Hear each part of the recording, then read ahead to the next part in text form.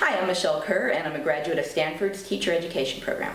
And there was a concentrated effort at 2 different points to get rid of me. Have you ever been, you get accepted to university and then they have admit day or something like that, where the people who are accepted go and the university talks to you and says, you were fabulous, please come take us, blah, blah, blah.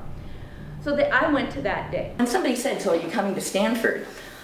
I was, because I'd been accepted, I said, well, the problem is that Stanford, like all ed schools, is very progressive.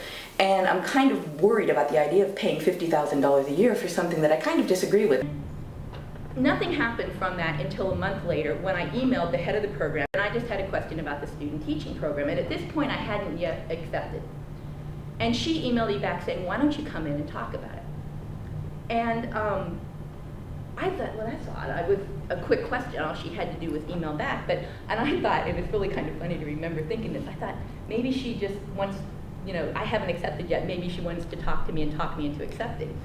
And of course, it was exactly the opposite. And I got to the meeting. She addressed my student teaching program in 20 seconds. And the next 40 minutes was a meeting in which, without saying so specifically, she made it very clear that I was not to accept. Made it very clear. She said, I just want you to know that you will be scrutinized very carefully here.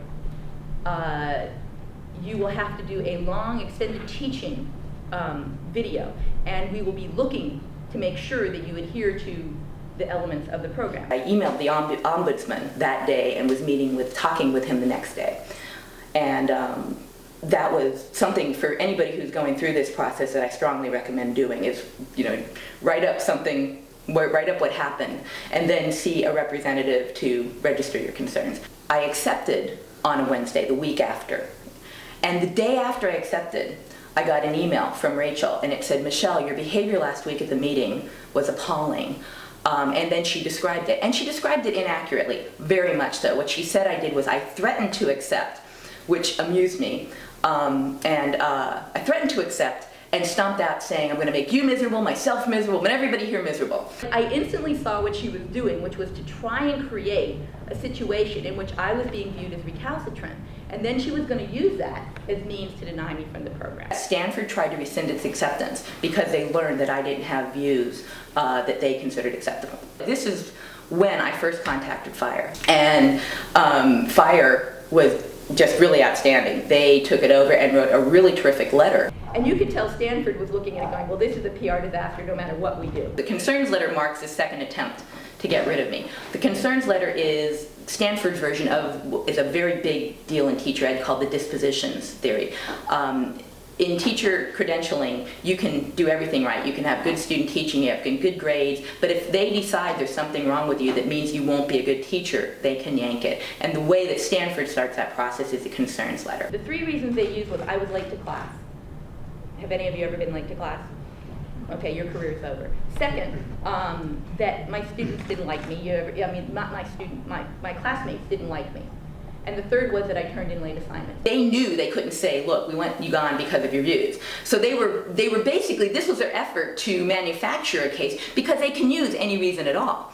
I had decided, actually with FIRE's advice, that it was time to notify the students of what was happening. And then I got a letter written 2 days after I wrote my email, because they'd given me what I call the laundry list. It was like everything in the kitchen sink. And I knew instantly that meant that anything I did was going to bring this up. In other words, they had this complete carte blanche. They basically said, if you email students anymore, we will have to review the concerns letter.